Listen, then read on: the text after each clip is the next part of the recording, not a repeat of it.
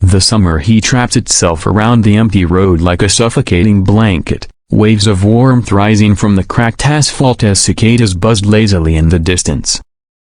A jet-black luxury truck, polished to perfection and loaded with high-end custom parts, sat immobile on the roadside with the hood raised in defeat and a faint trail of steam leaking from the engine bay. Richard Langford stood next to it, his tie loosened, forehead glistening with sweat, and a deep scowl etched across his face as he tapped repeatedly on his smartphone, hoping for a single bar of reception that never came. Richard was a man who thrived in boardrooms and city skylines, the kind of person who didn't tolerate delays, excuses, or failure. He wasn't just rich, he was powerful, respected, feared even in his world of cutthroat business and luxury excess. Yet here he was, cursing under his breath beside a broken-down truck in the middle of nowhere, with a $7,000 suit soaked in perspiration and no one to bail him out. His GPS had failed minutes before the truck did, and now even his satellite phone refused to cooperate. He slammed the hood shut with a bang, the noise echoing into the nearby fields, startling a few birds into flight. That's when he heard Ida's soft voice, curious yet calm, coming from the tall grass near a weathered wooden fence that bordered a small farmhouse. "Need help, mister?" Richard turned abruptly, expecting to see a mechanic or a farmer. Instead, he blinked in disbelief as a young girl stepped through the fence. She looked no older than 8, with a mop of dusty brown curls tucked beneath a faded red cap. Her overalls were stained with grease, her small boots scuffed and worn. Her hands were covered in black smudges, and there was a streak of oil across her cheek like a badge of honor. She carried a wrench almost as big as her arm and looked at the truck with the sharp, calculating eyes of someone far beyond her years. Richard let out a scoff, half amusement, half annoyance. "You?" he said incredulously. "Fix this?" "It's a V8 twin-turbo diesel with a custom tune and never mind." "You're a kid." The girl didn't flinch. She walked closer, eyes scanning the engine bay from a distance. "You've got a busted radiator hose," she said matter-of-factly. "And your ignition wire's loose. I could hear it sputter when you rolled in. If you let me take a look, I can fix it." Richard raised an eyebrow, folding his arms. "And what makes you think you know what you're talking about?" She shrugged, wiping her hands on a dirty cloth that had clearly seen better days. "My dad taught me. Used to work on old engines. Before he got sick." There was no emotion in her voice, he had just quiet certainty. Richard looked at her, then back at his truck. Then at the empty road, still lifeless and baking in the heat. He sighed heavily, a man beaten not by time, but by the stillness of nowhere. "Fine," he muttered, waving a hand. "Knock yourself out." Without another word, the girl tossed her wrench aside and scrambled onto the front bumper like she'd done it 100 times before. She propped herself up on the grill and leaned into the engine bay with the confidence of a seasoned pro. Richard watched in stunned silence as her tiny fingers moved deftly, checking connections, tightening bolts, and inspecting the parts he hadn't even noticed. After a moment, she hopped down, ran to a small wooden shed nearby, and emerged with what looked like a salvaged radiator hose and a rust-freak lamp. He opened his mouth to object but didn't get the chance as she was already installing it with clinical precision. In less than 10 minutes, the job was done. She wiped sweat from her brow with her sleeve and stepped back, nodding toward the driver's seat. "Try it now," she said simply. Richard, too stunned to argue, climbed into the cab and turned the key. The truck roared to life with a low growl and a smooth rumble that hadn't been there before. The engine purred, steady and strong, like nothing had ever been wrong. He blinked, looking back at the girl standing with her arms crossed and a proud grin tugging at her lips. "That's a broken bar impressive," he admitted. "What's your name?" "Emily," she replied, Emily Taylor. You live around here? He asked. She nodded, pointing at the small wide farmhouse behind the fence. With my mom. After Dad passed, I started fixing things around here. Engines, generators, even a neighbor's tractor once. He stepped out of the truck, unable to stop staring at her. You're 8? 8.5, she corrected, with a touch of sass that made him smile despite himself. There was something about her, maybe the calm confidence, maybe the way she held herself like she didn't care what anyone thought.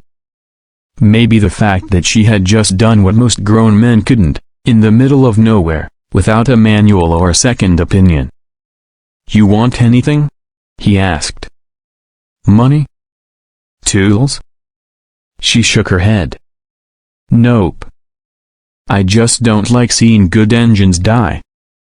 Richard let out a short laugh, genuinely amused for the first time in what felt like weeks. He walked to the front of the truck, looked under the hood, and then back at the little girl who had just rescued him. You know, he said, I've got a whole team of engineers back in the city. Not one of them could have done what you just did out here. Emily shrugged. Maybe they don't get their hands dirty enough. That stopped him cold.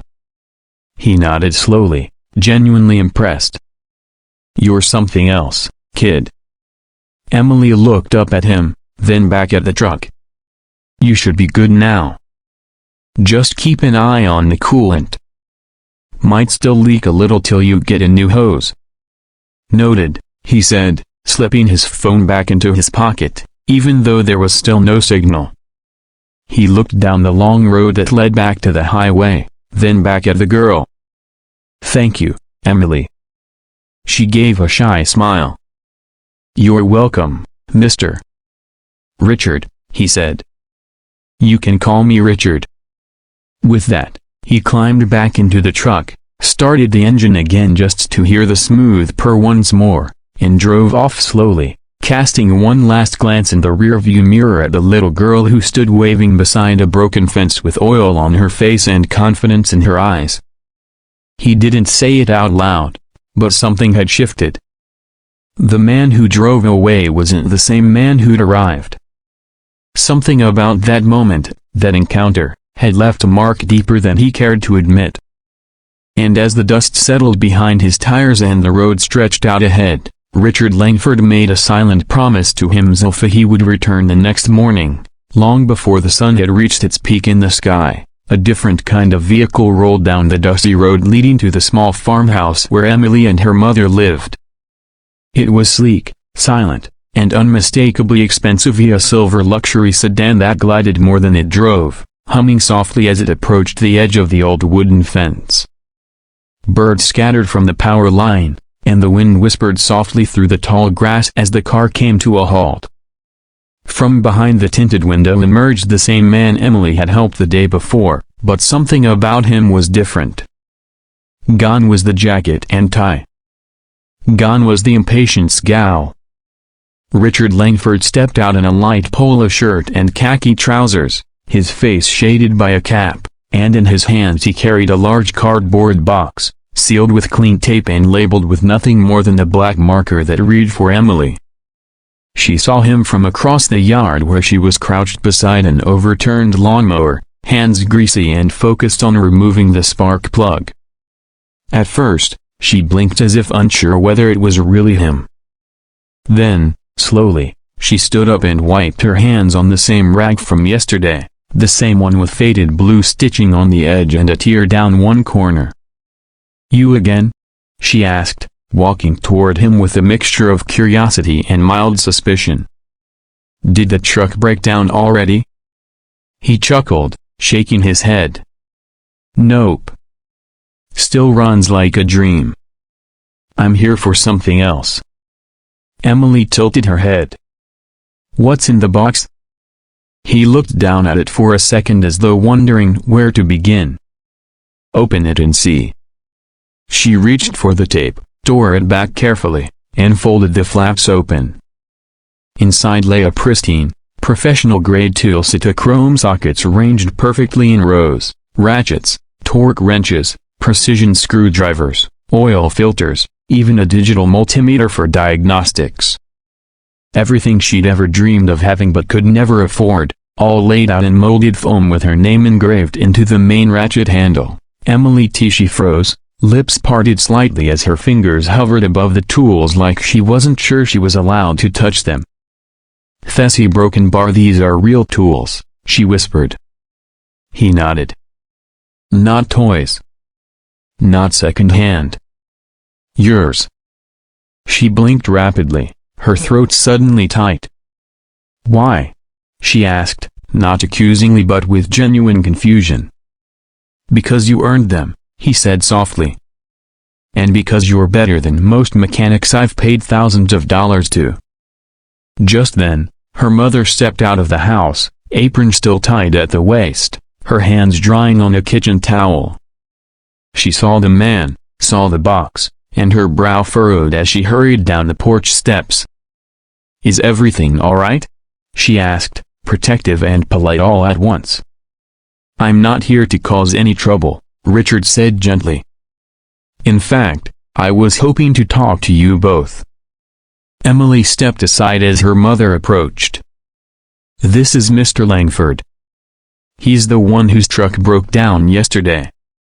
Her mother looked at the man, eyes narrowing slightly as she assessed him the way any mother would assess a wealthy stranger talking to her child. "Thank you for coming," she said carefully.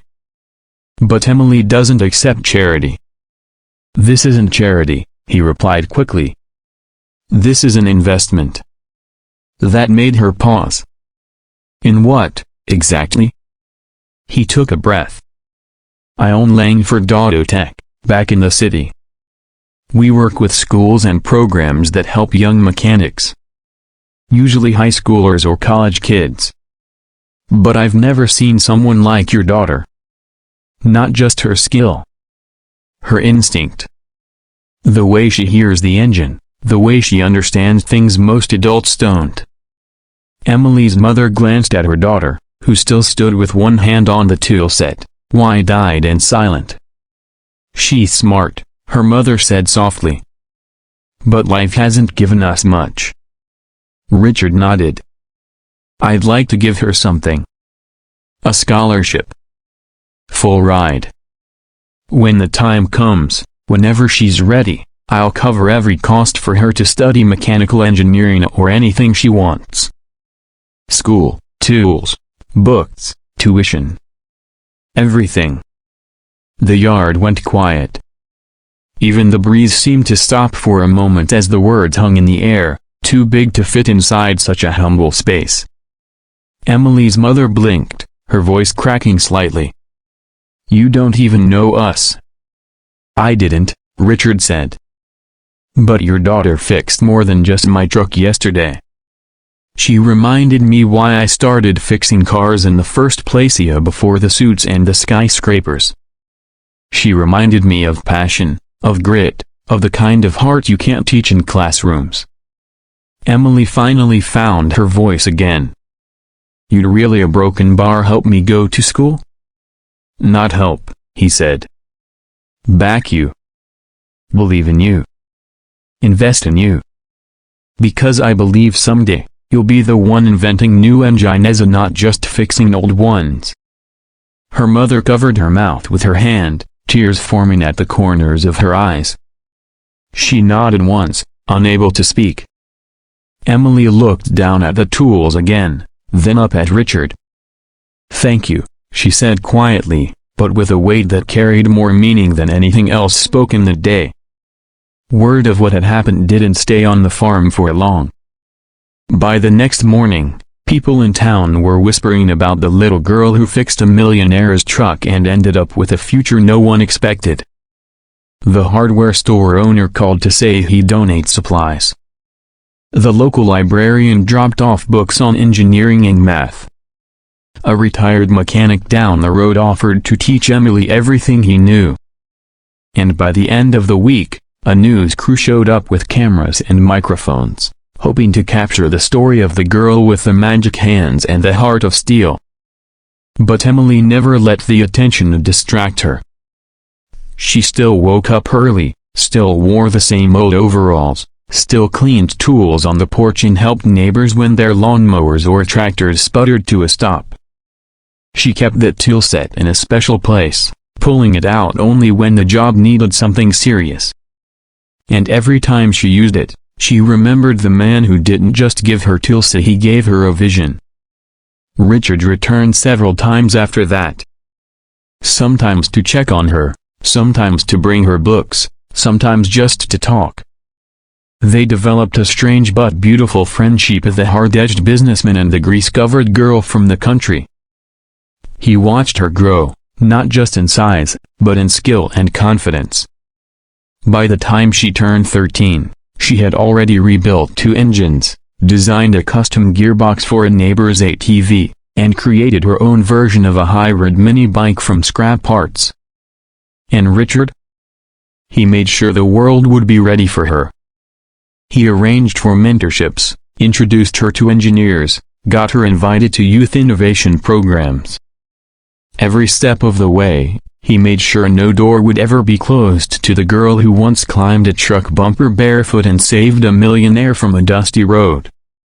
Years later, when she stood on stage receiving her first award for innovation in mechanical design, she looked into the crowd and saw him still in his usual pressed shirt, but older, prouder. Cameras flashed, applause echoed, and the announcer read her biography to a packed auditorium of scientists and CEOs. But all she heard was the memory of that hot summer day, that broken-down truck, and the man who saw her not as a child but as a spark. When asked what started it all, Emily simply smiled and said, "A stranger once gave me a chance." And that changed everything. No one in the town ever forgot what Richard did that day. Not because of the money. Not because of the tools. But because he chose to believe in someone when no one else was watching. And Emily? She never stopped fixing things, and not just machines, but people too. The girl who fixed a truck at 8 went on to fix lives, industries, and hearts. Because sometimes, all it takes is one moment, one breakdown, one child with a wrench or broken bar to change the world.